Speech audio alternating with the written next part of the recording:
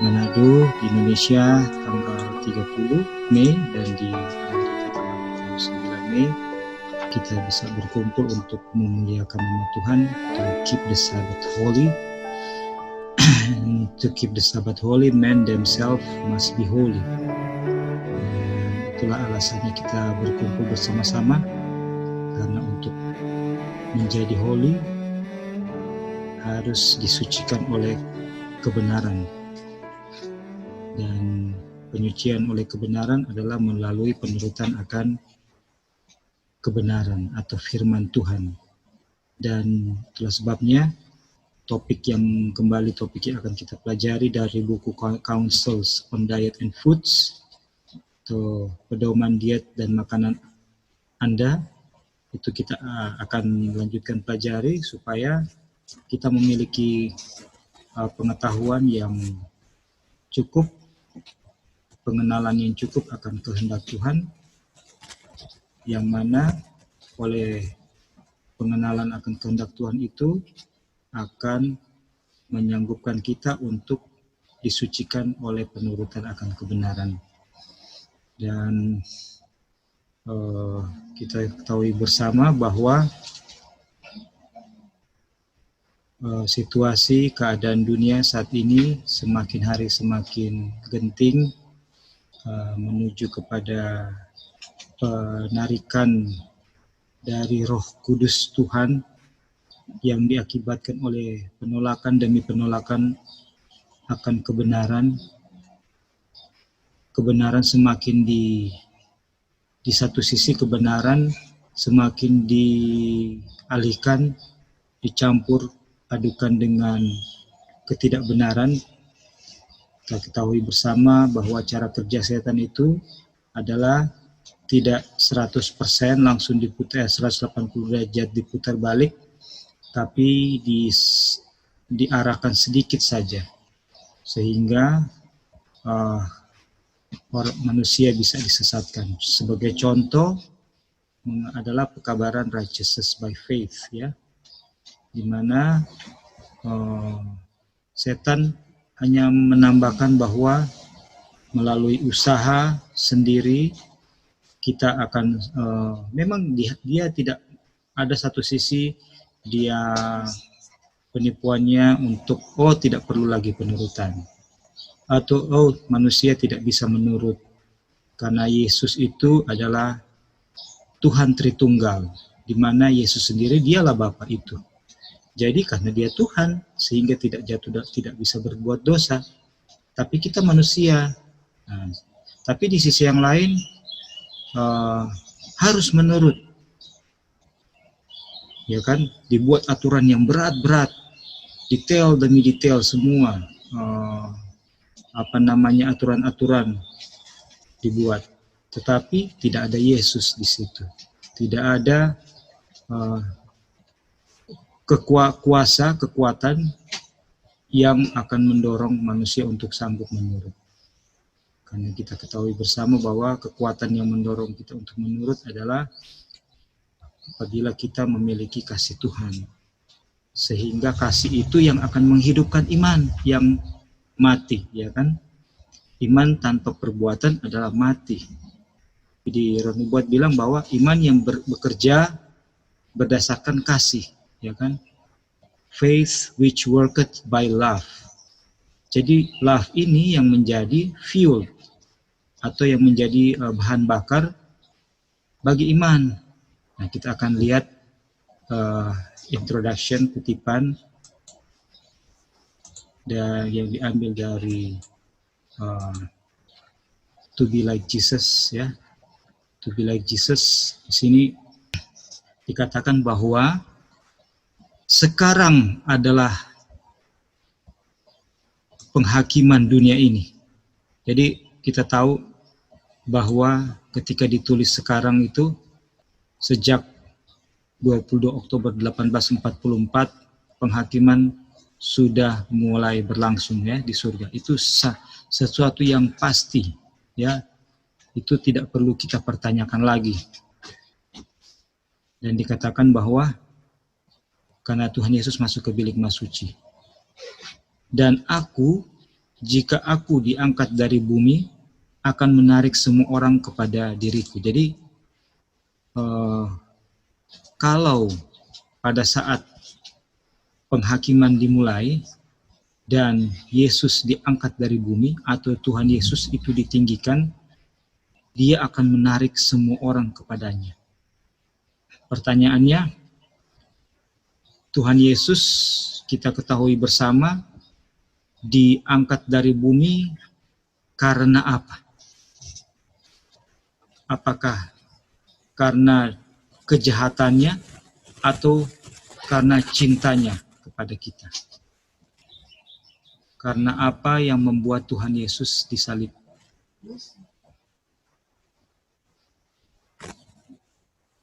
Karena cinta dan yang dinyatakan melalui penurutannya, ketaatannya kepada Bapa, atau karena kejahatannya. Sebagaimana orang-orang pada zaman itu diangkat dari bumi, disalib, itu karena kejahatan. Karena cintanya. Jadi di sini Yesus berkata, dan jika aku menyatakan cintaku melalui disalibkannya diriku, maka orang yang percaya bahwa saya disalibkan itu karena cintaku kepada orang itu, dia akan tarik orang itu kepada saya. Saya akan tarik orang itu kepada saya. Dan kalau seseorang ditarik kepada Yesus, artinya dia akan tersambung dengan pokok anggur yang benar dan akan disanggupkan untuk menghasilkan buah-buah roh, buah-buah penurutan, buah-buah kebenaran. Kemudian Kristus datang untuk menyatakan kasih Bapa kepada dunia untuk menarik hati semua orang kepada dirinya. Jadi di sini kalau ada pertanyaan, untuk apa Yesus datang ke dunia ini yang sudah digelapkan oleh dosa? Untuk menarik hati setiap orang, untuk menarik hati dari Wanda, Roy, Faith, Lali, Tante Erli, Joy, Angel, Nona, ya, Dolphin, dan semua, ya, kita semua. Bahkan untuk menarik hati dari Yudas sekalipun. Betul? Semua orang dia rindu untuk apa? Untuk menarik hati. Untuk menarik hati mereka. Tidak terkecuali, bahkan Hitler, Stalin, ya, Hitler dan Stalin ini pemimpin yang banyak mengakibatkan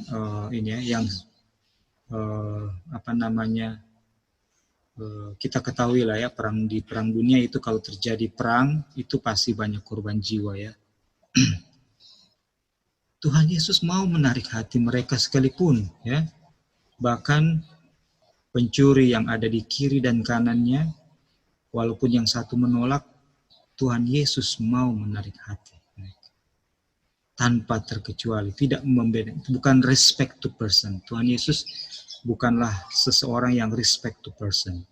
Karena dia seorang pejabat, seorang petinggi, orang kaya, orang apapun. Bukan seperti itu. Setiap orang mau dia tarik kepada dirinya. Dan dia bilang apa? Langkah pertama menuju keselamatan adalah, apa dia bilang? Menanggapi atau memberi respons. Kalau dalam bahasa Inggris, is to respond. The first step toward salvation is to respond to what? To the drawing of the love of Christ. Kepada pengungkapan gambaran kasih Kristus. Jadi gambaran kasih Kristus digambarkan atau diungkapkan melalui diangkatnya dia tinggi di atas kayu salib yang sangat menghinakan pada saat itu, yang sangat memalukan bagi keluarga, bagi orang tua, bagi gerejanya, bagi siapapun yang mau terkoneksi dengannya, selain untuk individunya sendiri. Setiap orang yang disalibkan itu melambangkan seseorang yang kejahatannya sudah kelewat batas di hadapan pemerintahan Romawi dan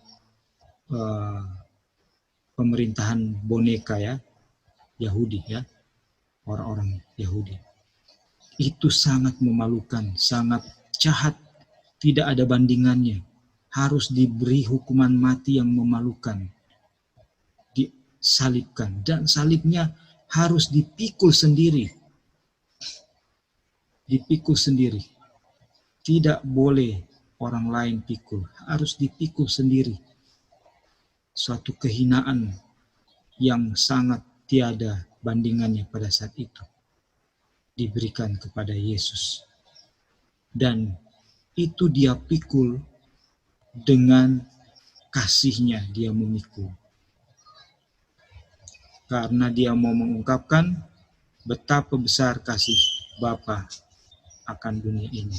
Ya kan? Tadi di atas bahwa maksud kedatangannya itu untuk menyatakan kasih Bapa.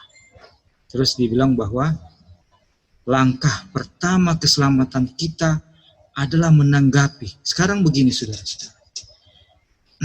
Coba kita cerna baik-baik. Bagaimana bisa saya menanggapi kasih Yesus yang dinyatakan dengan begitu baiknya, begitu detail, tapi saya tidak tahu atau saya tidak baca detailnya. Saya tahu secara umum bahwa Yesus disalibkan. Betul, setiap orang Kristen, denominasi apapun, tahu bahwa Yesus disalibkan. Tetapi tidak mampu untuk memberikan respons yang sesuai dengan kejadian yang sebenarnya. Kenapa? Karena gambaran kejadian yang sebenarnya yang membawa dia ke kayu salib itu tidak cukup dibaca, tidak cukup dimengerti, tidak cukup dikenal. Bagaimana apa persiapan yang Yesus lakukan sehingga dia sanggup tiba pada posisi itu, karena dia adalah manusia seperti Adam yang sudah jatuh dalam dosa. Bagaimana di masa mudanya, masa anak-anaknya, walaupun masih di bawah asuhan daripada ibunya Maria, di mana dia harus tunduk kepada orang tua sebagai gurunya yang pertama, ya kan? Tapi dan di mana kita ketahui dalam beberapa hal Maria sangat-sangat merupakan apa? Ibu yang mengenal Tuhan dan mendidik anaknya dengan prinsip kebenaran. Tapi dalam beberapa hal kalau kita baca, Maria berada dalam posisi juga menyudutkan Yesus ketika saudara-saudara tirinya, para pemimpin-pemimpin agama, ahli-ahli Taurat, menekan Tuhan Yesus yang tidak mau kompromi dengan apa? Dengan cara keagamaan yang sedang diterapkan saat itu. Dan kadang mereka merasa Tuhan Yesus terlalu berlebihan, juga termasuk Maria dalam hal-hal tertentu, tapi puji Tuhan Maria belajar sehingga banyak hal akhirnya dia bisa mengerti betul bahwa Yesus itu adalah Mesias. Walaupun dalam perjalanan mengasuh anaknya, dia kadang muncul keraguan. Tapi karakter Kristus yang selalu menyatakan ada tertulis memberi kekuatan kepadanya. Pada waktu dia tidak mau ikut dalam hal-hal yang tidak hikmat untuk iman, bermain bersama-sama saudaranya, Yesus menyatakan bahwa dengan apa seorang muda menjaga kelakuannya tetap bersih. Dia mengutip selalu dengan apa? Dari firman Tuhan, dan itu menjadi kekuatan bagi Maria bahwa anak ini betul-betul seperti yang dinyatakan oleh malaikat yang menjumpainya sebelum dia mengandung. Jadi di sini kuncinya bahwa langkah pertama saya harus menanggapi pengungkapan gambaran kasih Kristus. Tetapi kalau pengungkapan gambaran kasih Kristus yang tertulis dengan jelas di Alkitab, di Roh Nubuat, di Kerinduan Skala Zaman, dan di beberapa buku lainnya, tidak kita pelajari, tidak kita baca, maka kita merasa sudah memberikan tanggapan atau respons yang sesuai. Padahal sangat tidak sesuai. Kita merasa kita mengenal Tuhan. Padahal kita belum mengenal Tuhan. Karena kita belum mengasihi Tuhan, mengasihi sesama, melebihi apapun. Atau melebihi diri sendiri. Itu. Jadi di sini langkah pertama, dan di Roma 2 ayat 4 dibilang, maukah engkau menganggap sepi kekayaan kemurahannya? Maukah engkau mengabaikan kemurahannya yang menuntun engkau kepada pertobatan? Jadi kemurahannya kita dibilang, maukah kita menganggap sepi atau mengabaikan, ya kan? Atau tidak memberikan respons ini terhadap kemurahannya yang menuntun kita kepada pertobatan? Kenapa kita tidak bertobat? Karena kita menganggap sepi kekayaan kemurahannya. Kenapa kita menganggap sepi kekayaan kemurahannya? Karena kita tidak melihat secara detail, tidak pakai kaca pembesar, dan tidak menikmati itu, sehingga kita itu lalu begitu saja di atas catatan buku-buku yang tersimpan di dalam di dalam rak-rak buku. Berbeda dengan di zaman kegelapan. Pernyataan kemurahan Tuhan itu tersembunyi hanya di orang-orang tertentu, di katakom-katakom di bawah tanah. Tidak semua memiliki firman Tuhan. Alkitab hanya ada dalam bahasa Latin, bahasa Ibrani, bahasa Greek ya, yang tidak dapat dibaca oleh semua orang. Tapi berbeda dengan zaman kita. Nah, kemudian dikatakan bahwa Tuhan mengirimkan pekabaran demi pekabaran kepada orang-orang untuk memohon mereka untuk bertobat agar Ia dapat mengampuni dan menulis pengampunan terhadap nama mereka. Jadi dibilang kemurahan Tuhan, Roma 2 ayat 4 menuntun kepada pertobatan. Jadi kalau pekabaran yang menuntun kepada pertobatan apa? Demonstrasi gambaran kasih Kristus. Itu yang Tuhan kirimkan supaya saudara dan saya boleh melihat betapa kejinya dosa, dan kita akan sedih dengan keberadaan kita, dan Tuhan kasih kita pertobatan yang sungguh-sungguh yang akan diikuti oleh perubahan hidup. Dia bilang, tidakkah akan ada pertobatan? Apakah permohonannya tidak diindahkan? Haruskah tawaran belas kasihannya diabaikan dan kasihnya benar-benar ditolak?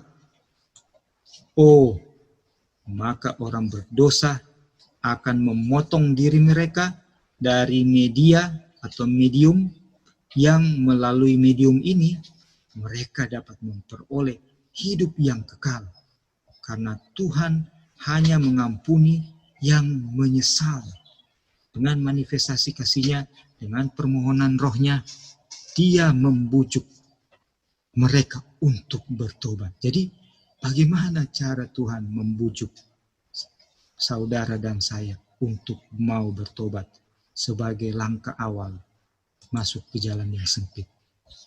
Dengan manifestasi kasih-Nya yang dinyatakan melalui kehidupan Yesus sebagai seorang the man of sorrows, ya, di Yesaya pasal 53. Situ kita baca, kalau kita baca itu, waduh, kenapa? Akan mencucurkan air mata. Bagaimana Tuhan Yesus mengambil tempat yang begitu hina, jalan hidup yang begitu penuh dengan tekanan, penuh dengan pergumulan, supaya melalui pergumulannya dan kemenangannya, kita boleh ditempatkan di tempat sebagai pemenang. Dan oleh kehinaannya, kita boleh ditempatkan di tempat yang mulia, yang terhormat. Kemudian dengan permohonannya, dia membujuk mereka untuk bertobat, karena pertobatan adalah karunia Tuhan. Aduh. Di sini kita baru mengerti kenapa pertobatan adalah karunia Tuhan. Karena untuk mengalami pertobatan, seseorang harus melihat the goodness of God, kebaikan Tuhan. Yohanes 3:16. For God so loved the world that He gave His only begotten Son. He gave His only begotten Son. Itulah yang disebut di sini manifestasi kasih-Nya. Dia, firman Tuhan bukan hanya mengatakan, for God so loved the world that He bring people into heaven freely. No. Without tanpa ada pendamaian, tanpa perlu dilakukan pendamaian. Walaupun sudah berdosa, bulat-bulat masuk ke dalam kerajaan surga, karena Tuhan mengasihi manusia. Aduh. Tapi karena Tuhan mengasihi manusia yang berdosa, Dia memberikan anaknya yang tunggal, supaya setiap orang yang percaya padanya tidak binasa, tapi memperoleh hidup yang kekal. Terus, sukacita termanis datang melalui pertobatan yang tulus kepada Tuhan atas pelanggaran hukum-Nya. Saudara-saudara lihat, sukacita termanis itu dialami oleh yang bertobat, dan siapa lagi yang mengalami sukacita yang termanis? Kalau seseorang bertobat, ada yang boleh spontan jawab?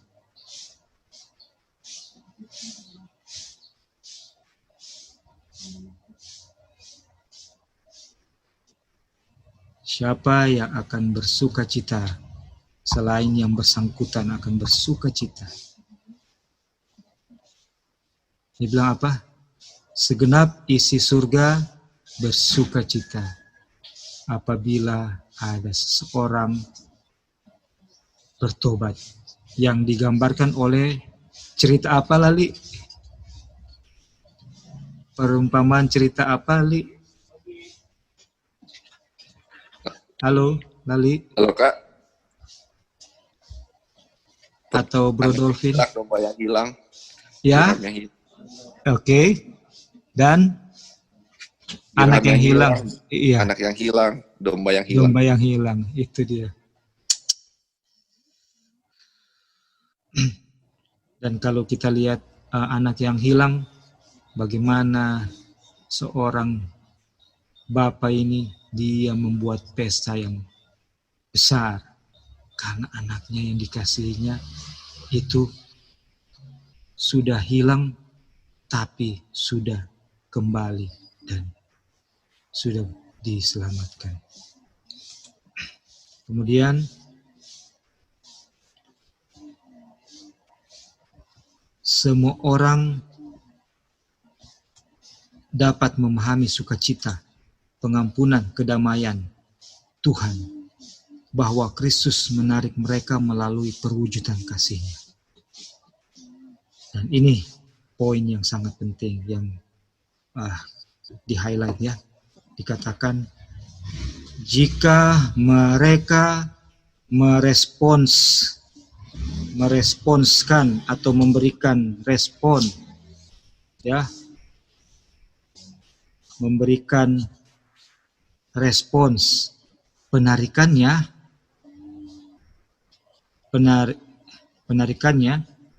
dengan menyerahkan hati mereka kepada anugerahnya, Dia akan menuntun mereka selangkah demi selangkah menuju pengetahuan penuh tentang dirinya.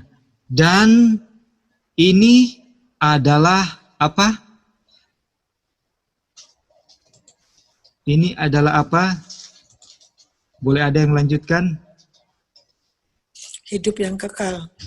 Hidup yang kekal. Jadi di dalam satu paragraf ini kita lihat apakah kehidupan yang kekal itu.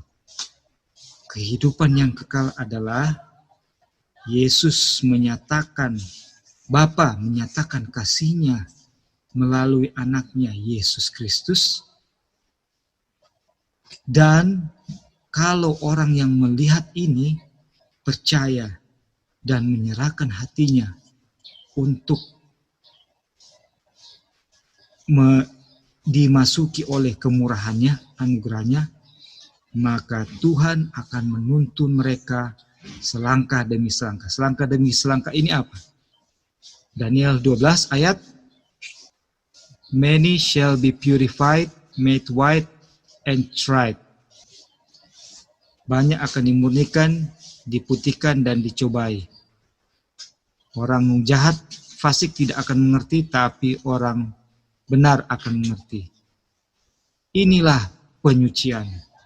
Jadi penyucian yang sekarang kita akan pelajari dari buku Counsels on Diet and Food harus dimulai oleh membaca buku Desire of Ages, atau dimulai oleh menyerahkan hati kepada kasih Tuhan yang dinyatakan oleh matinya Yesus di kayu salib. Pas kita selesai itu, proses masuk jalan sempit berjalan. Dan inilah, dan pengetahuan penuh tentang dirinya, dari selangkah demi langkah kita lihat Yesus seperti apa, kita tidak demikian, kita berubah. Kita lihat Yesus begini, kita tidak demikian, kita berubah. Sampai kita kenal Yesus sepenuhnya, sama dengan Yesus, seal of God. Inilah hidup yang kekal. Puji Tuhan. Puji Tuhan. Oke, sampai di sini mungkin kita akan segera masuk ke topik.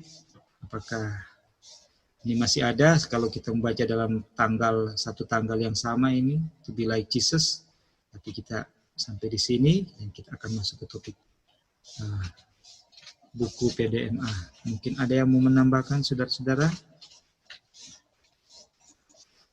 Karena inilah fondasi kita kenapa mau membuka buku Counsels on Diet and Food. Kita mau, Lord, what else you want me to do? What else, apalagi yang engkau mau untuk saya lakukan.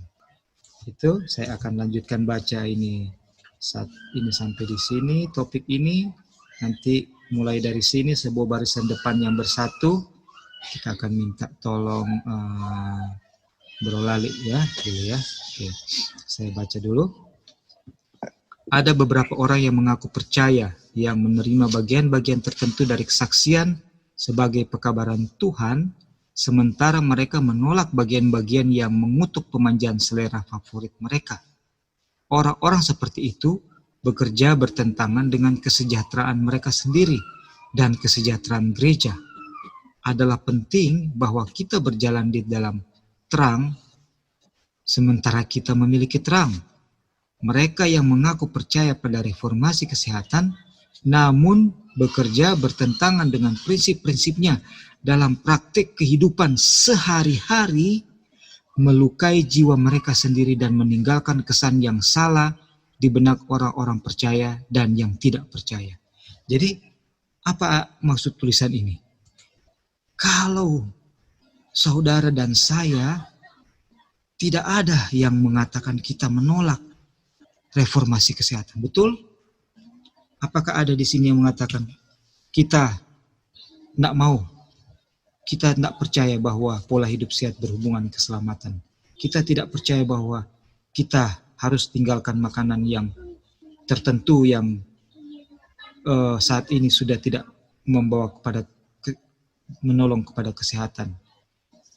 Kita semua percaya kan pekabaran ini, tapi di sini dikatakan kalau kita tidak mempraktekkan prinsipnya dalam kehidupan sehari-hari, maka kita itu memberi pengaruh yang salah dan buruk kepada orang lain, sehingga kita selain akan membinasakan diri kita sendiri, kita juga akan melukai jiwa orang lain. Itu. Dan di sini dikatakan bahwa penting sekali untuk apa yang kita sudah sedang pelajari itu kita hidupkan, yang digambarkan di sini dengan kata berjalan di dalam terang sementara kita memiliki terang. Jadi biarlah kita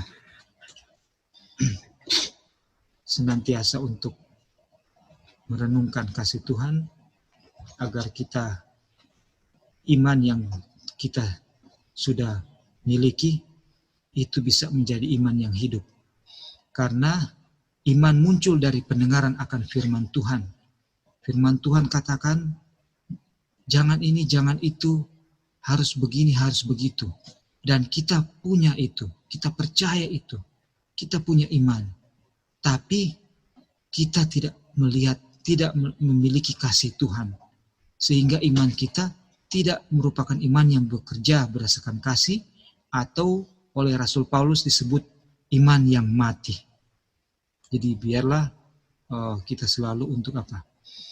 Selalu untuk merenungkan kasih Tuhan agar kita memiliki selalu iman yang hidup. Baik, ada yang mau menambahkan mungkin di sini? Silakan. Oke, terima kasih. Kita mau menambahkan dari bacaan ini. Ini terus terang buat saya pribadi cukup sangat sangat tertegur ya, karena dibilang di sini ada beberapa orang yang mengaku percaya yang menerima bagian-bagian tertentu dari kesaksian sebagai pekabaran Tuhan, sementara mereka menolak bagian-bagian yang mengutuk pemanjaan selera. Jadi pemanjaan selera favorit mereka. Jadi di sini mengingatkan saya secara pribadi, kita tahu kita semua ada pergumulan masing-masing ya, baik dalam segala hal. Jadi biarlah kita ini kita sudah tahu kebenaran seperti ini, misalkan prinsip kebenaran itu adalah A. Tetapi kita hanya memilih-milih saja bagian-bagian tertentu yang kita rasa kita itu senang. Kita cocoklah dengan ini, tapi yang B itu kita belum bisa ke situ. Kita masih senang dengan yang B ini gitu. Jadi dibilang di sini kalau kita seperti ini, maka kita bekerja bertentangan dengan kesejahteraan kita sendiri dan kesejahteraan gereja. Jadi kalau kita cuma pilih-pilih mana yang kita senang dan mana yang kita masih kita cinta, itu tidak akan menjadi berkat bagi orang lain, kan dibilang juga di sini. Dan dibilang harus semuanya itu harus berjalan setara, harus sama-sama. Dan dibilang kalau kita berjalan tidak seperti itu, dibilang mereka yang mengaku percaya kepada reformasi kesehatan, istilahnya kita sudah tahu ya reformasi kesehatan itu seperti apa. Dan kita hanya pilih-pilih saja mana yang kita sudah, misalkan contoh saya sudah tidak makan daging dan ikan, tapi di sisi lain saya masih makan ini itu gitu kan. Ini hanya contoh saja. Dan dibilang sini harus sungguh-sungguh kan, harus berjalan sama-sama. Apa yang firman bilang itu yang harus sebenarnya saya harus turuti. Dibilang mereka mengaku percaya pada reformasi kesehatan, namun bekerja bertentangan dengan prinsip-prinsipnya dalam praktek kehidupan sehari-hari. Kita percaya, kita sudah banyak belajar tentang reformasi kesehatan, tetapi kita dalam kehidupan sehari-hari prinsip dan prakteknya saya tidak 100% hidupkan. Itu dibilang melukai jiwa saya sendiri dan meninggalkan kesan yang salah di benak orang-orang yang percaya dan yang tidak percaya. Jadi kita ini yang sudah tahu kan harusnya menjadi contoh ya bagi orang-orang yang belum tahu, ataupun sesama kita yang sudah tahu. Harusnya kita saling memberikan teladan yang benar ya. Dan kalau kita memberikan teladan, misalkan, oh kita tidak boleh begini, tetapi pada kenyataannya kita masih buat gitu. Itulah yang akan membuat kesan yang salah di benak orang-orang yang percaya dan tidak percaya. Jadi kayak akan bilang, oh kamu bilang tidak boleh begitu, tetapi kamu sendiri dalam kehidupan sehari-hari masih begitu gitu. Jadi biarlah ini boleh menjadi pembelajaran, boleh mengingatkan kita kembali sama-sama untuk betapa firman Tuhan itu harus dituruti 100%. Kita tidak boleh pilih-pilih sesuai dengan kesenangan kita, atau ini masuk dengan saya punya kesenangan atau tidak gitu. Tapi harus dengan 100%. Dan kita tahu itu semua Tuhan akan bekerja di dalam diri kita untuk menghidupi firman-Nya, asalkan kita mau berserah kepada Tuhan 100%. Terima kasih. Iya, thank you. Apakah ada lagi saudara yang lain menambahkan?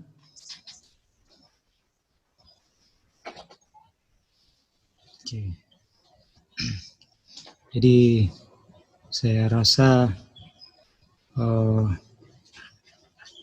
kita semua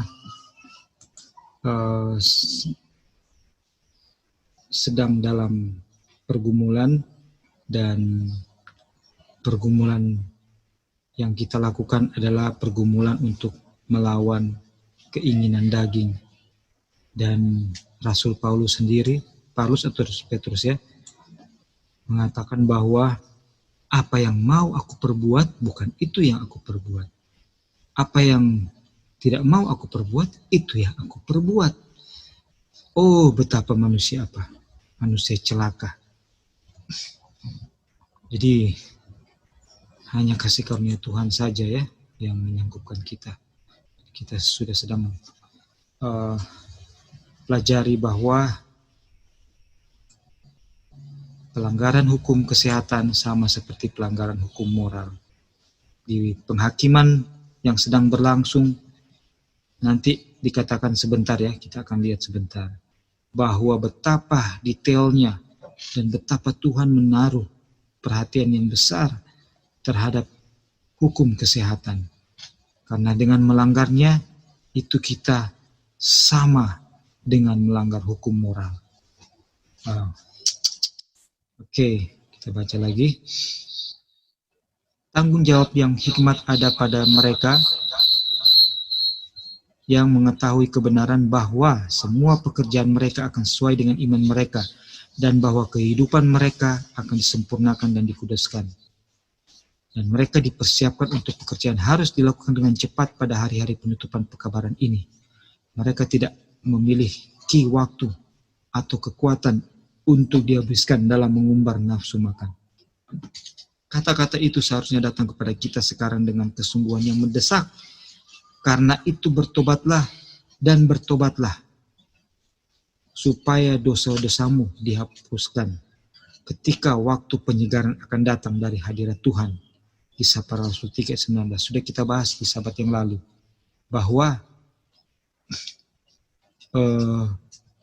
penyegaran atau roh hujan air yang sedianya akan turun atau sudah sedang turun, itu hanya akan dialami oleh orang-orang yang mempelajari dan menghidupkan pekabaran malaikat ketiga. Pekabaran 3 malaikat atau pekabaran malaikat ketiga. di mana di situ ada justification by faith, yaitu kita percaya bahwa kebenaran tidak kita miliki, tapi kebenaran itu harus ada di kita melalui the mind of Christ, pikiran Kristus yang ada dalam kita. Sehingga segala sesuatu yang kita pikirkan, katakan itu adalah tidak berdosa, tapi benar adanya. Karena kita memiliki the mind of Christ. Kenapa saya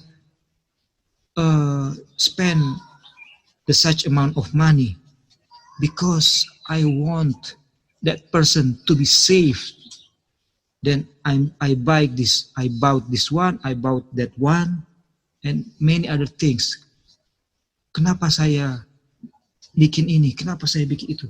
Semua karena pikiran Kristus yang mengilhami dan memotivasi saya.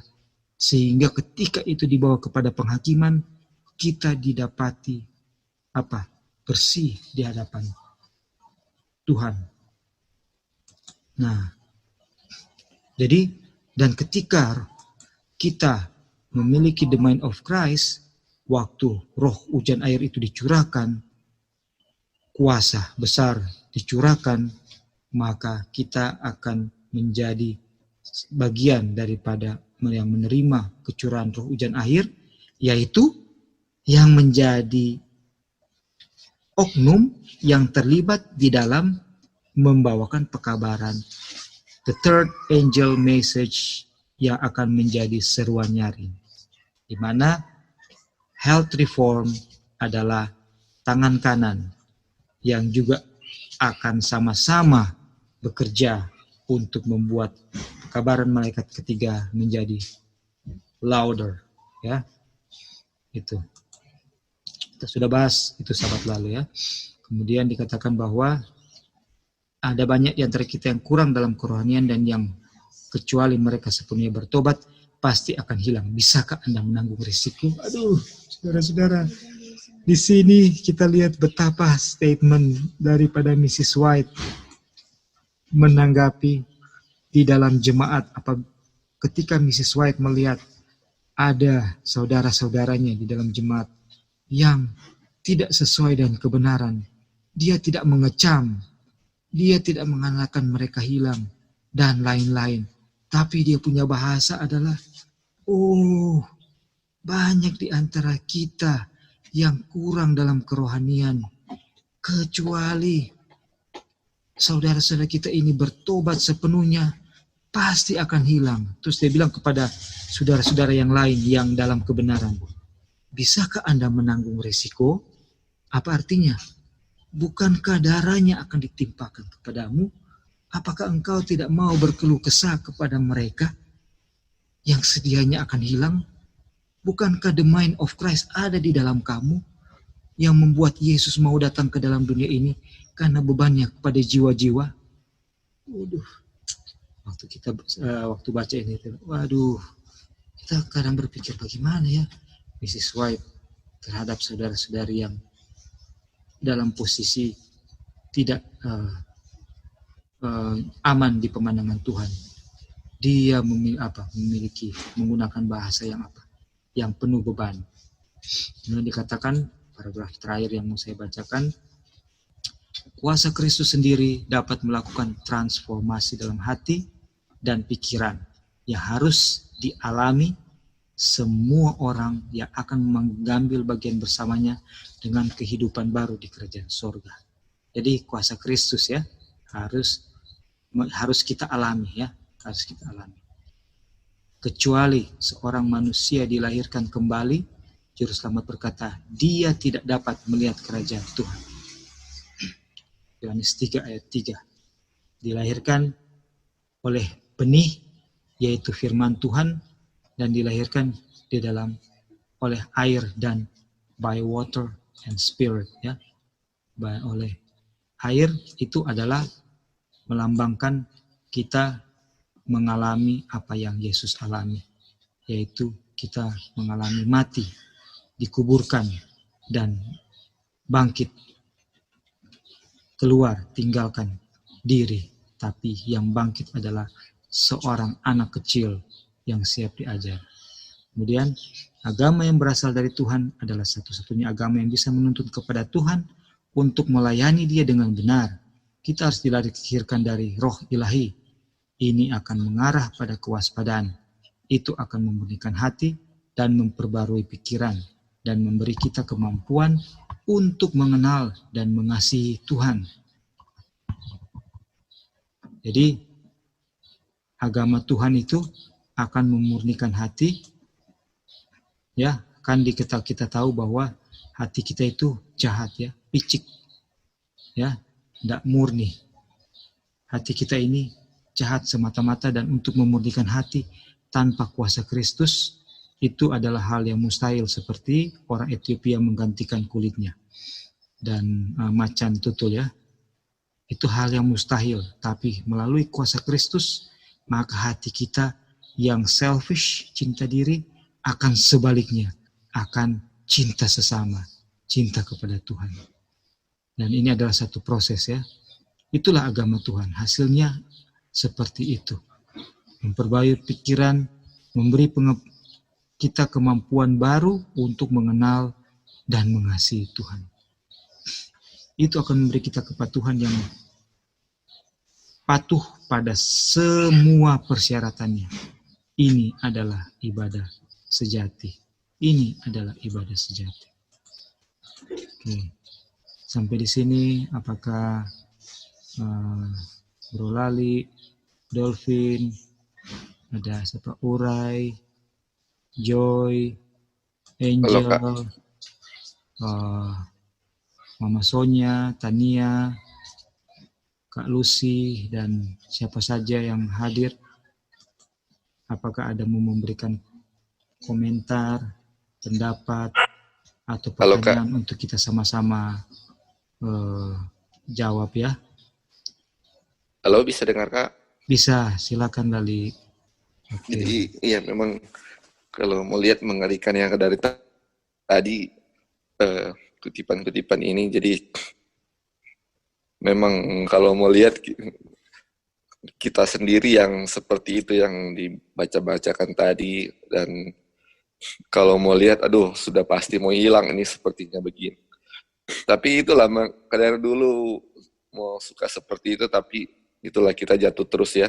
Tetapi ini kalau di kutipan terakhir ini yang 37, ini dia punya jawabannya.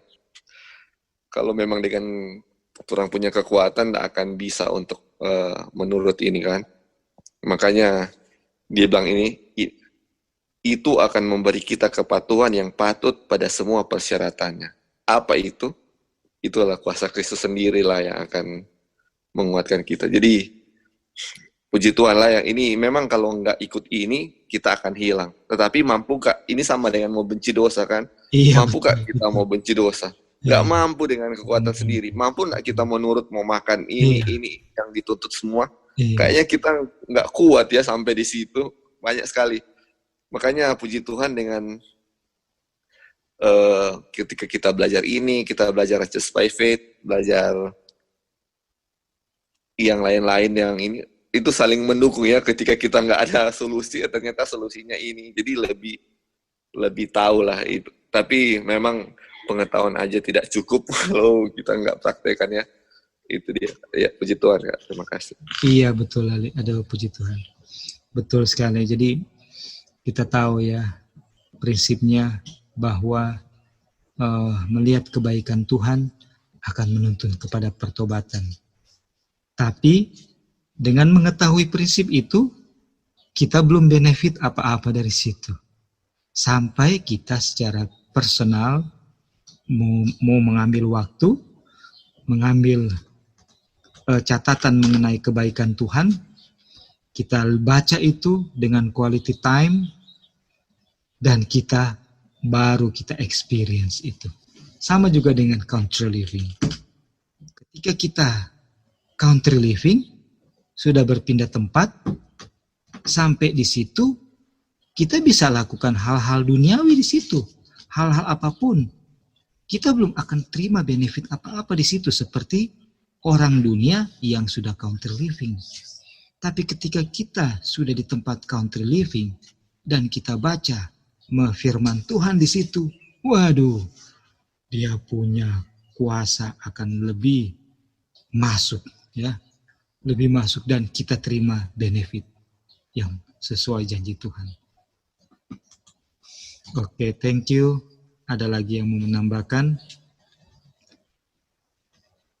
Oke, kalau belum ada, sesuai dengan tadi, Bro Lali akan baca di subtitle ini sebuah barisan depan yang bersatu sampai ke sini ya. Council on Diet 39.1, paragraf 39.1. Oke, ya, nanti Bro bisa boleh langsung stop untuk kasih komentar atau baca seterusnya, baru komentar nanti mana yang convenience buat Lali. Ya, silakan Li. Oke, Kak. Sebuah barisan depan yang bersatu. Kami telah diberi pekerjaan untuk memajukan reformasi kesehatan. Tuhan ingin umatnya selaras satu sama lain. Seperti yang harus Anda ketahui, kami tidak akan meninggalkan posisi di mana selama 35 tahun terakhir, dari tahun 1902,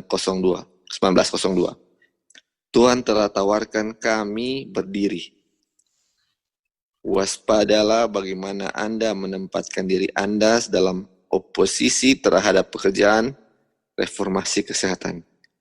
Itu akan maju karena itu adalah cara Tuhan mengurangi penderitaan dunia kita dan memurnikan umatnya. Aduh. Jadi ini oposisi ya yang melawan ya. Jadi Iya. Yang melawan pekerjaan. Iya. Dan banyak sekali gitu. Dan tadi terang sudah lihat kan Li, walaupun saya tidak secara verbal mengatakan saya menentang, tapi saya tidak menghidupkan, itu sebenarnya dalam oposisi. Aduh. Itu. Mengaku pun dan tidak melakukan itu sudah oposisi. Iya. Karena akan mencederai jiwa orang lain kan, dengan kita punya praktek, orang lain akan accountability-nya. Iya. Oke. Baik orang percaya dan tidak percaya akan terpengaruh dengan orang punya itu. Makanya kita jadi posisi kan, tapi ini adalah pekerjaan Tuhan kan. Jadi tetap ini akan maju. Karena ini akan ini akan memurnikan umat Tuhan ya. Jadi proses permunian itu macam-macam ya, bukan cuma makanan, segala sesuatu, tapi salah satu yang menjadi poin ini, makanan juga salah satu yang bisa memurnikan kita ya. Oke. Berhati-hatilah dengan sikap Anda. Jangan sampai Anda ditemukan menyebabkan perpecahan. Saudaraku, bahwa ketika Anda gagal membawa ke dalam hidup Anda dan dalam keluarga Anda berkat yang datang dari mengikuti prinsip-prinsip reformasi kesehatan. Jangan merugikan orang lain dengan menentang terang yang Tuhan berikan mengenai hal ini. Waduh. Oke. Ini ada 1 degree yang lebih tinggi lagi, Li, kayaknya, Li. Iya, Kak. Kayaknya misalnya kita nggak hidupkan, jangan juga menghalang-halangi orang atau membuat orang lain lemah untuk ikut kita gitu ya. Iya. Istilahnya kalau kamu binasa, kamu aja, nggak usah ikut bawa-bawa orang lain ya. Kadang-kadang karena begini, kadang-kadang kalau kita nggak ikut, kita cenderung kan untuk mau kasih pembelaan kan. Jadi ada orang-orang yang mau ikut reformasi kesehatan, kita cenderung tentang kan mereka. Kalau misalnya ini bisa kok, ini begini. Jadi itulah, karena kita sendiri nggak ikut, kita mau juga orang lain seperti kita. Itu. Ini menurunkan standar, kita ikut-ikutan menurunkan standar ya, kayak gitu. Iya, betul. Makanya be careful ya, aduh. Oke. Tuhan telah memberikan perkebaran kepada umatnya sehubungan dengan reformasi kesehatan. Terang ini telah menyinari jalan mereka selama 30 tahun. Dan Tuhan tidak dapat menopang hamba-hambanya di jalan yang akan menangkalnya. Dia tidak senang ketika hambanya bertindak menentang pekabaran tentang hal ini, yang telah Dia berikan kepada mereka untuk diberikan kepada orang lain. Dapatkah dia senang ketika separuh pekerja bekerja di suatu tempat, mengajarkan bahwa prinsip-prinsip reformasi kesehatan bersekutu erat dengan pekabaran malaikat ketiga seperti lengan ke tubuh. Sementara rekan kerja mereka dengan praktik mereka mengajarkan prinsip-prinsip yang sepenuhnya berlawanan, ini dianggap dosa di hadapan Tuhan. Waduh. Waduh, ini dia tidak, kita sudah tahu kan yang menentang itu tadi seperti apa. Praktekkan, dan iya, jadi apa namanya ini,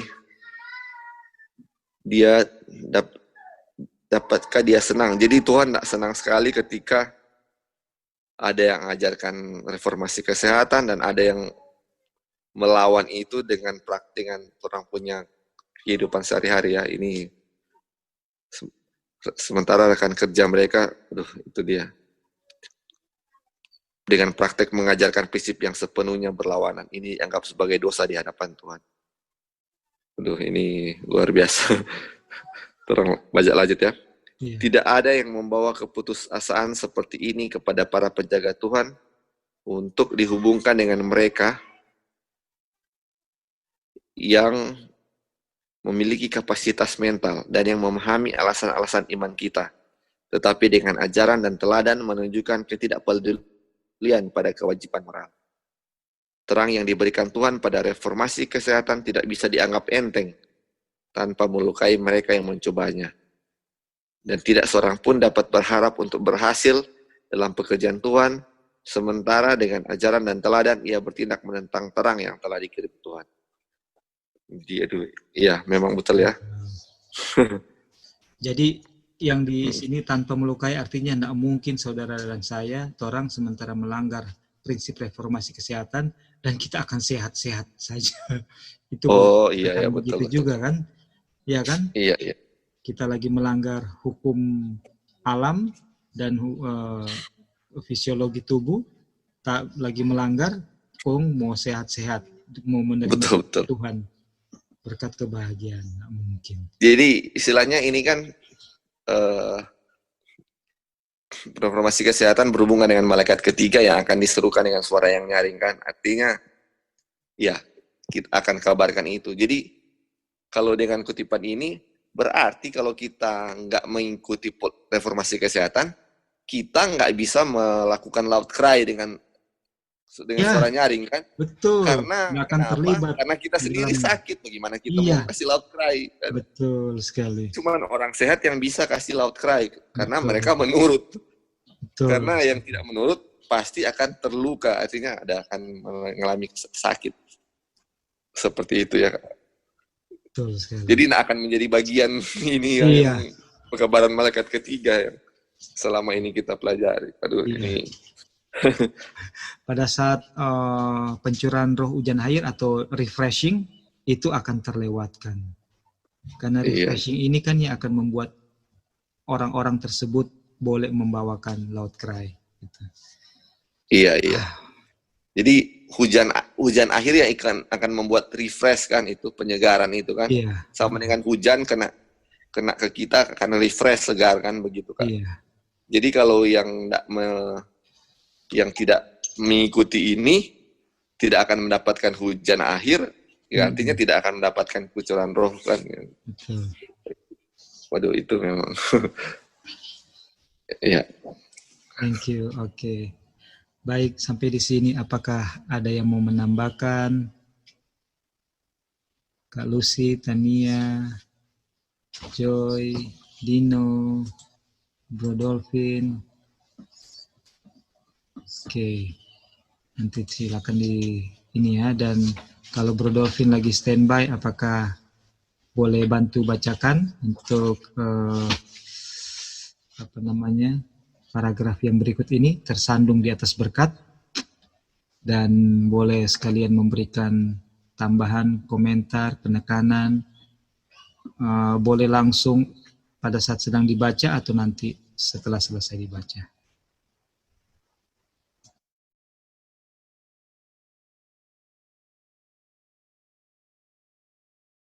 Tadi sudah selesai baca ya Kak, yang di atas?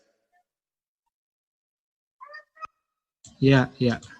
Ya, sudah, sudah ya? sudah di sini. Kita Sudah ya? sekarang tersandung di atas berkat, ya. Oke, kalau enggak, mungkin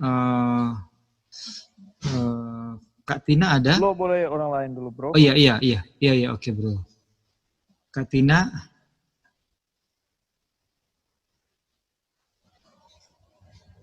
Baru tak join Kak. Oh baru join. Kalau gitu, apakah Tania atau Kak Lucy? Apakah?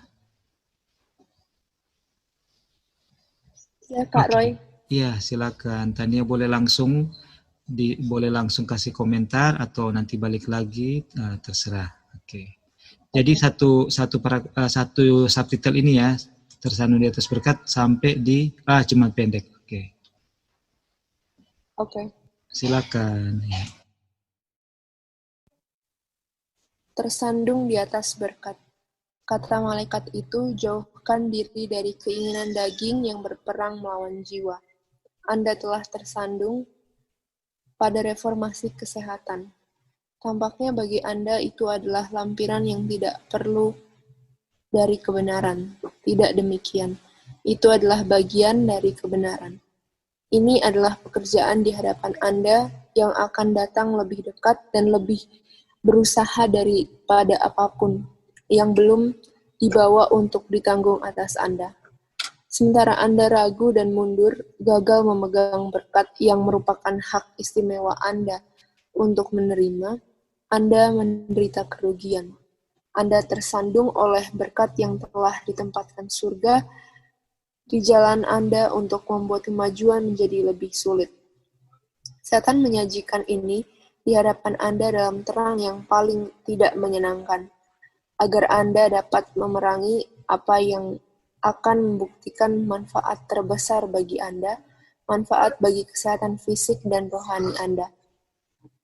Iya, silakan. Ya, jadi di sini kita bisa diingatkan sekali lagi sih bahwa reformasi kesehatan itu yang harus jadi berkat untuk kita gitu. Yeah. Justru karena kita dapat terang reformasi kesehatan lebih banyak, justru malah kita lebih sering tersandung atau lebih sering jatuh ke dalam dosa. Tapi justru itu yang menguatkan kita untuk kembali lagi pada jalan yang benar gitu, Kak Roy. Iya.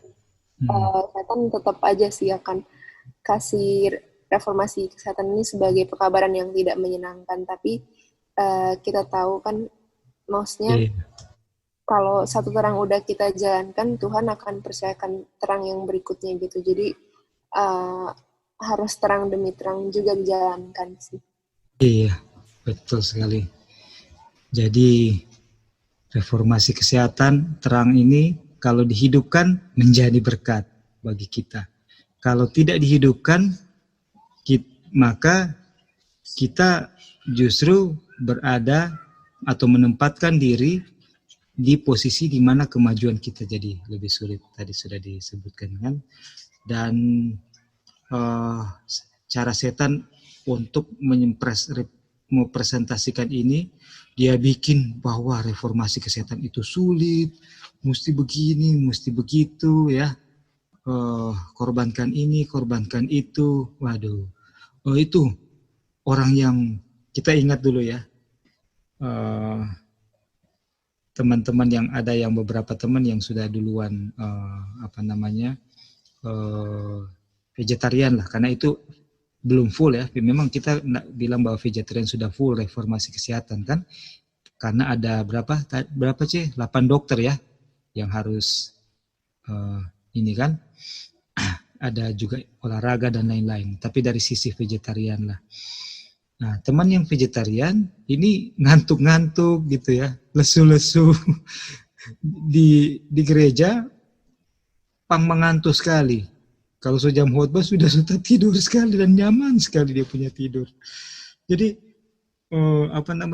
kalau begini caranya, itu kan misrepresentatif daripada pekabaran ini. Karena kalau dia vegetarian tapi tidur terus setiap sejam khotbah atau jam di hari Sabat, memang tidur nyaman sekali. Salah lu. Kalau di jalan rombongan mau pergi ke satu tempat, di dalam auto sudah tidur, begitu dan jadi lesu, lemas gitu badannya. Ini kan misrepresentatif dari kebenaran Tuhan. Padahal kalau dihidupkan seutuhnya, tidak akan seperti itu. Apa dia punya hasil ya? Itu yang menjadi batu sandungan, ya, menjadi batu sandungan. Oke, thank you Tania. Mungkin ada yang lain yang mau menambahkan? Kalau ada silakan interrupt. Dan kita mau minta tolong apakah Anti Early dalam posisi bisa membaca?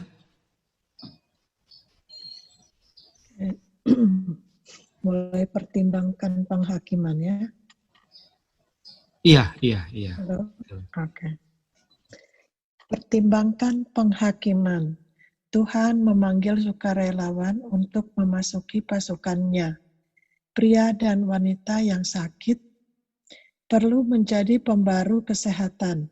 Tuhan akan bekerja sama dengan anak-anaknya dalam menjaga kesehatan mereka jika mereka makan dengan hati-hati, menolak untuk membebani perut mereka. Wah, ini sih ngomongin saya ya. Dia telah dengan ramah membuat jalur alam yakin dan aman, cukup lebar untuk semua yang berjalan di dalamnya. Dia telah memberikan bagi kita rezeki produksi bumi yang bermanfaat dan memberi kesehatan. Barang siapa yang tidak mengindahkan instruksi yang diberikan Tuhan dalam firman-Nya dan dalam pekerjaannya, ia yang tidak mematuhi perintah yang ilahi, memiliki pengalaman yang rusak. Dia adalah seorang Kristen yang sakit-sakitan. Kehidupan rohaninya lemah. Dia hidup, tetapi hidupnya tanpa aroma. Dia membuang saat-saat berharga dari anugerah. Banyak yang telah melukai tubuh dengan banyak luka, cedera karena mengabaikan hukum kehidupan. Dan mereka mungkin tidak pernah pulih dari efek kelalaian mereka. Tetapi bahkan sekarang mereka dapat bertobat dan dipertobatkan. Manusia telah mencoba menjadi lebih bijaksana daripada Tuhan. Dia telah menjadi hukum bagi dirinya sendiri. Tuhan memanggil kita untuk memperhatikan persyaratannya. Tidak lagi memalukannya dengan mengerdilkan kemampuan fisik, mental, dan spiritual. Kerusakan dan kematian dini adalah hasil dari berjalan menjauh dari Tuhan untuk mengikuti cara-cara dunia. Dia yang memanjakan diri harus menanggung hukuman. Dalam penghakiman, kita akan melihat betapa seriusnya Tuhan memandang pelanggaran hukum kesehatan. Kemudian kita mengambil pandangan mereview kembalikan tindakan kita. Kita akan melihat pengetahuan tentang Tuhan, apa yang harus kita peroleh. Karakter mulia apa yang mungkin telah kita bentuk jika kita mengambil Alkitab sebagai penasihat kita.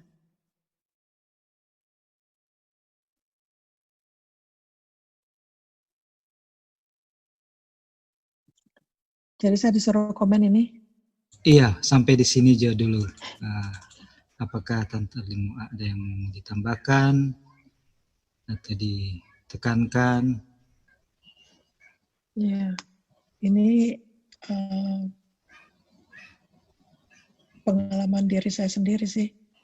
Jadi udah pertama memanjakan diri dengan makannya dulu. Pertama kita dari makanan kita waktu di nominal. Terus harus berubah mengambil vegan, yang saya nggak tahu apa vegan, saya bilang. Saya nggak tahu beda vegetarian dengan vegan. Oh, nggak ada begini. Oke, gimana cara melakukannya? Dan terus saya belajar. Dan saya mau mencoba. Bukannya saya against ya. Saya nggak against hukum kesehatan Tuhan. Tetapi tubuh lemah ya, dan roh Tuhan juga belum kuat di dalam saya gitu. Jadi saya mau ikut tapi jatuh gitu, bangun lagi, coba lagi, bangun lagi, coba lagi gitu. Tapi ya saya selalu bilang grafiknya nggak ke bawah ya, walaupun turun naik, tetapi terus ke atas ya, walaupun nggak di puncak sekali, tapi melihat lumayan. Rupanya bukan itu aja, bukan makanan vegan aja. Wah, masih banyak lagi yang lain-lainnya yang harus dituruti. Oh, harus tinggalkan nggak makan vinegar. Oh, kenapa vinegar? Oh, begini. Tahu-tahu terus bumbu-bumbu. Wah, bumbu-bumbu lagi yang harus ditinggalkan. Coklat. Dan coklat, permen, akhirnya gudi-gudi ya, kuki-kuki, dan makanan-makanan semua nggak boleh dimakan lagi kan. Dan akhirnya banyak lagi kita yang harus ditinggalkan. Oh sorry. Terus banyak lagi yang harus ditinggalkan, bukan itu aja. Akhirnya tepung-tepungan, roti. Sekarang apa yang saya baca, yeast ya. Yeast. Berarti, wah, yeast ini masih bisa dimakan enggak ini? Ragi. Jadi masih bisa dimakan enggak ini? Jadi tanda tanya. Kita mau tinggalkan memang, tapi enggak balik tangan gitu ya, enggak. Sedikit demi sedikit kita coba lagi, walaupun kita jatuh coba lagi. Akhirnya ini sekarang bicarakan mengenai selera, dan selera saya masih ikut selera.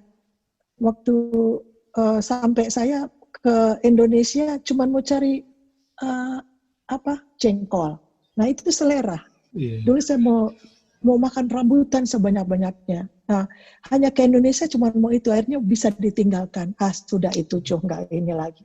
Terus kita, kesana sampai kita pesan sama Lucy, sampai banyak sekali berapa puluh kilo. Wah, jadi itu selera juga itu ya, dan harus ditinggalkan. Tapi sekarang kita punya kakak, walaupun bilang, oh kita kesana mau cari jengkol, kita bilang enggak, kita udah tinggalkan. Kalau ada dimakan, tidak kita enggak. Bukan karena keinginan daging selera sampai kita mumpuk banyak gitu ya. Dan berjuang itu sedikit demi sedikit gitu. Dan itu jadi walaupun dulu waktu ke California sekali pulang itu harus borong begitu banyaknya, penuh mobil dengan segala macam. Dan sekarang kita harus kita bilang kita makan yang mana ada di sini. Jadi jangan menuruti selera. Dan ini tadi menegur saya mengenai selera. Jadi keinginan daging, keinginan kita punya daging itu ya. Jadi harus, kalau saya sekarang udah tahu kuncinya. Tuhan saya mau, tapi kok saya lemah, kok saya nggak bisa. Nah, jadi kuncinya kemarin saya udah bilang, berdoa Tuhan tolong supaya saya nggak ngikutin keinginan daging saya gitu. Ngeborong ini, itu. Jangan, kita harus belajar mengikuti apa yang ada, jangan menuruti selera saya itu. Dan terima kasih ini tuntunan Tuhan selalu. Kalau saya tidak bisa mengatasi diri saya sendiri, saya harus berdoa Tuhan minta tolong. Yang diatasi bukannya itu, tetapi diri saya, keinginan saya gitu, yang harus diatasi. Tapi Tuhan tolong, terima kasih kepada Tuhan, Tuhan tolong gitu. Yang asal jangan kita mengikuti apa pikiran daging. Ya, disinilah. Terima kasih, sorry ya, saya udah ceritanya banyak mengenai pengalaman, dan itu pengetahuan penuh akan yang penting kita baca firman Tuhan, apa maunya Tuhan, dan itu yang kita ikut. Bukan kemauan kita yang kita mintakan pada Tuhan. Terima kasih. Iya, betul sekali, Tante. Dan di sini kita kembali ke kutipan di atas, kan dibilang bahwa ketika kita sudah menyerahkan hati kita dan mau merespons penarikannya, ya kan, dia bilang dia akan menuntun mereka selangkah demi selangkah. Artinya Tuhan Yesus tahu kapasitas itu daya tangkap, daya menghandle, daya menangani dari setiap orang. Jadi dia bilang kepada murid-murid, banyak yang ingin aku ungkapkan kepadamu saat ini, tapi kamu belum siap untuk menerimanya. Saya tahu kapasitas kalian. Saya akan memberikan itu sesuai dengan kapasitas kalian. Tapi kuncinya kita mau dulu untuk melihat kepada kasih-Nya yang mau menarik hati kita. Kalau kita sudah lakukan itu, baru Dia akan memberikan kepada kita langkah selangkah demi selangkah. Itu proses penyucian kita. Yang penting langkah pertama adalah mempelajari karakter Tuhan, beholding Christ, yang merupakan demonstrasi karakter Bapa. Itu kuncinya. Sehingga kita mulai belajar mengenai Dia, belajar sedikit demi sedikit. Dia punya karakter yang besar, tidak terbatas, tidak terungkapkan dengan kata-kata, tinggi, melebihi langit, lebih dalam dari samudra, lebih lebar dari lautan dan samudra ya. Kita akan mulai terjadi transformasi atau reformasi. Itu. Jadi yang mau saya tambahkan dari Tante Erli punya tadi adalah bahwa Tuhan mau memberikan kepada kita sesuai dengan kesanggupan kita, supaya kita tidak overwhelmed ya, tidak overwhelmed, tidak tidak kita bisa mampu gitu ya, kita tidak kelabakan gitu karena terlalu banyak. Oke. Kita sekarang lanjut. Sudah sampai di mana ya? Sudah sampai di 39.4. Tersandung di atas berkat sudah. Oh, di sini Tante Erli tadi ya.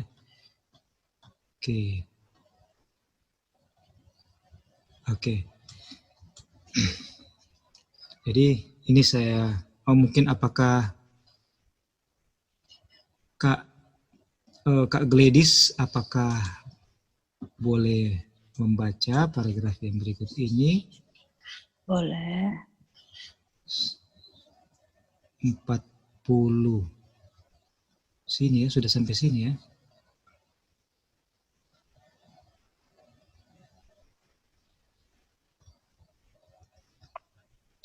Ya, sudah mau habis kita ini. Sudah mau habis. Ini terakhir nih, Kak. Oke. Iya, halaman 32. Apakah 32 ya? Kak Gladys, kalau tidak? Iya, siap. Oh, oke, Kak. Iya. Boleh, Kak? Iya, ini dimulai dari boleh. Tuhan menunggu umatnya sampai di sini. Terakhir, ya. Sudah selesai kita. Ya. Mana tadi? Oke, ini. Oke. Tuhan sedang menunggu umatnya untuk menjadi bijaksana dalam pemahaman. Ketika kita melihat celaka, kelainan bentuk dan penyakit yang datang ke dunia sebagai akibat dari ketidaktahuan, sehubungan dengan perawatan tubuh yang tepat, bagaimana kita bisa menahan diri untuk tidak memberi peringatan? Kristus telah menyatakan bahwa seperti pada zaman Nuh, ketika bumi dipenuhi dengan kekerasan dan rusak oleh kejahatan, demikian juga halnya ketika Anak Manusia dinyatakan. Tuhan telah memberi kita terang yang besar, dan jika kita berjalan di dalam terang ini, kita akan melihat keselamatannya. Wow. Perlu ada perubahan yang diputuskan. Inilah saatnya bagi kita untuk merendahkan hati kita yang sombong, kemauan keras, dan untuk mencari Tuhan sementara Dia masih dapat ditemukan. Sebagai umat, kita perlu merendahkan hati kita di hadapan Tuhan, karena bekas luka ketidakkonsistenan ada pada praktek kita. Tuhan memanggil kita untuk masuk ke dalam barisan. Siang hari sudah banyak lewat, malam hari sudah dekat, penghakiman Tuhan sudah terlihat, baik di darat maupun di laut. Tidak ada masa pencobaan kedua yang akan diberikan kepada kita. Ini bukan waktunya untuk membuat gerakan salah. Biarkan setiap orang berterima kasih kepada Tuhan bahwa kita masih memiliki kesempatan untuk membentuk karakter dan untuk kehidupan kekal di masa depan. Wow. Apa yang sedang kita hadapi sekarang ini, wow, ini sedang terjadi. Dan kalau mau ada perubahan, jangan tunggu, jangan tunda. Inilah saatnya sekarang. Tuhan masih kasih kita waktu, kesempatan, waktu yang kita harus pergunakan dengan sebaik-baiknya. Carilah Tuhan Tuhan masih bisa kita dapatkan. Karena kalau tunda, kalau nanti sudah terlambat, kita tidak pernah tahu. Marilah Tuhan masih gerakkan kita. Setiap orang datang bersyukur. Dan kesempatan itu tidak pernah datang 2 kali, kesempatan hanya 1 kali, dan waktu yang sangat singkat ini. Wow, luar biasa ini ya, kutipan ini.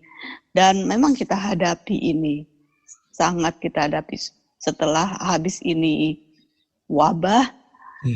Kalau kita lihat ini baru ombak kecil. Oke, setelah itu tenang sedikit mungkin. Dan akan tidal wave. Waduh, tidal wave itu memang luar biasa. Menarik semua, luar biasa yang belum kita pernah lihat, belum kita pernah dengar, belum kita rasakan, itu dia. Jadi sekarang kita harus buat keputusan yang jangan pernah kita lalaikan. Sekaranglah. Oke, terima kasih Kak. Iya, thank you Kak.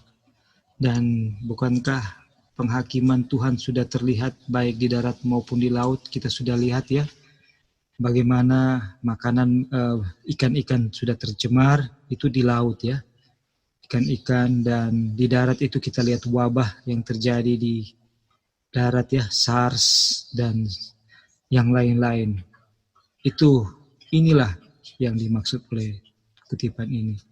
Dan kayak Kak Lady bilang tadi, sekaranglah waktunya untuk kita dengan kasih karunia Tuhan, kita memandang Tuhan dan kita mengizinkan terjadi transformasi dalam kehidupan kita. Sekaranglah waktunya untuk bekerja sama dengan kuasa ilahi untuk terjadi pertobatan dan perubahan yang sungguh-sungguh, supaya berkat Tuhan, kesehatan, kekuatan boleh menjadi bagian kita. Wabah boleh terhindar dari kita karena kita ditopang oleh hukum alam yang menopang kehidupan kita. Kita berjalan sesuai dengan hukum kehidupan, hukum alam yang mengatur seluruh sel, jaringan, organ tubuh kita. Marilah kita berjalan sesuai dengan aturan yang Tuhan berikan, supaya refreshingnya yang sudah sedang berlangsung, kita mendapat bagian di dalamnya. Jangan tunda-tunda saudara-saudara. Ingat tadi bahwa dengan tahu ini, tapi kita gagal atau lalai menghidupkannya, kita berada di pihak yang mengecewakan Tuhan, atau berada di pihak yang berlawanan dengan pekerjaan Tuhan. Bukan karena kita takut ini, tapi karena Tuhan sudah begitu baik bagi kita, membukakan terang reformasi kesehatan. Marilah kita bersama-sama mempelajarinya, mereviewnya, dan mempraktekannya sesuai dengan kesanggupan dari setiap orang. Itu berbeda-beda ya. Tadi sudah kita lihat bahwa step by step setiap orang Tuhan tuntun secara individu, dan kita akan tutup dengan membaca dengan cepat daripada buku Ibrani pasal 12 ini. Saya akan bacakan ya. Yesus yang sebagai pendiri dan penyempurna dari iman kita. Dikatakan, karena kita mempunyai banyak saksi bagaikan awan yang mengelilingi kita, marilah kita menanggalkan semua beban dan dosa yang begitu merintangi kita, dan berlomba dengan tekun dalam perlombaan yang diwajibkan bagi kita. Marilah kita melakukannya dengan mata yang tertuju kepada Yesus, yang memimpin kita dalam iman, dan yang membawa iman kita itu kepada kesempurnaan, yang dengan mengabaikan kehinaan, tekun memikul salib, ganti sukacita yang disediakan bagi Dia yang sekarang duduk di sebelah kanan tahta Bapa. Jangan menjadi lelah. Ingatlah selalu akan Dia yang tekun menanggung bantahan yang sehebat itu terhadap dirinya dari pihak orang-orang berdosa, supaya jangan kamu menjadi lemah dan putus asa. Jadi saudara-saudara, supaya kita jangan lemah, jadi putus asa, selalu punya kekuatan, kesanggupan untuk memikul salib, mari kita selalu ingat bahwa Tuhan Yesus sudah menderita bagi kita, sudah menanggung beban yang berat bagi kita, supaya kehinaannya bagi kita boleh digantikan menjadi kemuliaan, dan sebaliknya. Dibilang, dalam pergumulan kamu melawan dosa, kamu belum sampai mencucurkan darah, dan sudah lupakah kamu akan nasihat yang berbicara kepada kamu seperti kepada anak-anak? Hai anakku, janganlah anggap enteng didikan Tuhan, dan janganlah putus asa apabila engkau diperingatkannya. Karena Tuhan menghajar orang yang dikasihinya, dan Ia menyesah orang yang diakuinya sebagai anak. Jika kamu harus menanggung ganjaran, Tuhan memperlakukan kamu seperti anak. Di manakah terdapat anak yang tidak diajar oleh ayahnya? Tetapi jikalau kamu bebas dari ganjaran yang harus diderita setiap orang, maka kamu bukanlah anak, tetapi anak-anak gampang. Jadi saudara-saudara, dalam kehidupan kita mengalami gelombang pasang surut. Kita mengalami gelombang yang besar dan kecil. Itu di sini menyatakan karena Bapa kita, Tuhan kita yang adalah Bapa kita, adalah Bapa yang mengasihi kita, yang mendidik kita dengan berbagai macam cara. Selanjutnya dari ayah kita yang sebenarnya kita beroleh ganjaran, dan mereka kita hormati. Kalau demikian, bukankah kita harus lebih taat kepada Bapa segala roh supaya kita boleh hidup? Sebab mereka mendidik kita dalam waktu yang pendek sesuai dengan apa yang mereka anggap baik. Tetapi Dia, yaitu Tuhan, menghajar kita untuk kebaikan kita, supaya kita beroleh bagian dalam kekudusannya. Memang tiap-tiap ganjaran pada waktu ia diberikan tidak mendatangkan sukacita, tetapi duka cita. Tetapi kemudian ia menghasilkan buah kebenaran yang memberikan damai kepada mereka yang dilatih olehnya. Sebab itu, kuatkanlah tangan yang lemah dan lutut yang goyah, dan luruskanlah jalan bagi kakimu, sehingga yang pincang jangan terpelecok, tetapi menjadi sembuh. Berusahalah hidup damai dengan semua orang, dan kejarlah kekudusan, sebab tanpa kekudusan tidak seorang pun akan melihat Tuhan. Jagalah supaya jangan ada seorang pun menjauhkan diri dari kasih karunia Tuhan, agar jangan tumbuh akar yang pahit yang menimbulkan kerusuhan dan yang mencemarkan banyak orang. Janganlah ada orang yang menjadi cabul atau mempunyai nafsu yang rendah seperti Esau, yang menjual hak kesulungannya untuk sepiring makanan.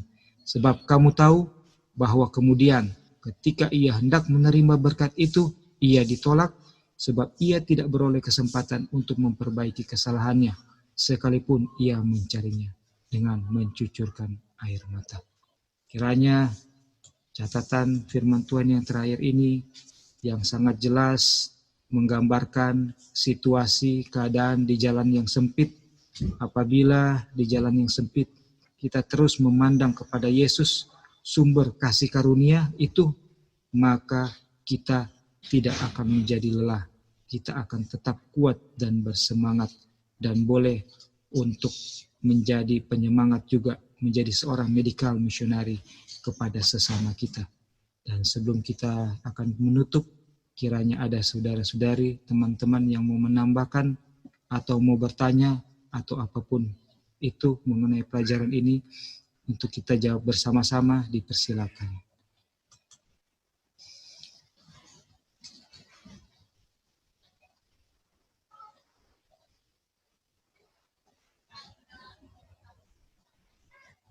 Oke, baik saudara-saudara, kalau begitu sampai di sini pelajaran atau bacaan untuk kita review dari buku Counsels on Diet and Food chapter 1, di mana kita belajar bahwa Tuhan memberikan pekabaran yang menjadi berkat bagi kita. Itu adalah berkat. Dan ingat, segala sesuatu yang berasal daripada Tuhan, ingat itu dengan baik-baik. Pegang itu dengan iman kita. Segala sesuatu yang datang dari Tuhan, itu sangat baik untuk kehidupan kekal kita nanti, maupun untuk kehidupan kita saat ini, selagi masih menantikan kedatangannya di atas dunia. Jangan pernah ragu ketika firman Tuhan perintahkan kita untuk lakukan, tinggalkan ini, harus ambil ini, itu kita terima. Karena setiap firman yang keluar dari mulut Tuhan tidak akan kembali dengan sia-sia. Tapi firman itu sendiri berkuasa untuk menggenapi apa yang sudah dinyatakannya. Kalau dia katakan kamu menurut hukum kehidupan yang dinyatakan dalam pelajaran reformasi kesehatan, maka kita akan hidup dan bisa menghidupkan orang lain oleh kuasa yang sama yang berlaku dalam kehidupan kita. Kiranya Tuhan menolong masing-masing kita, pribadi, keluarga, jemaat, untuk dalam menghidupkan terang yang indah yang Tuhan sudah berikan kepada kita. Kiranya nama Tuhan yang dipermuliakan dan menjadi berkat bagi kita semua yang mempelajari dan menghidupkannya. Saya bawa di dalam nama Tuhan Yesus, penebus juru selamat kita. Amin.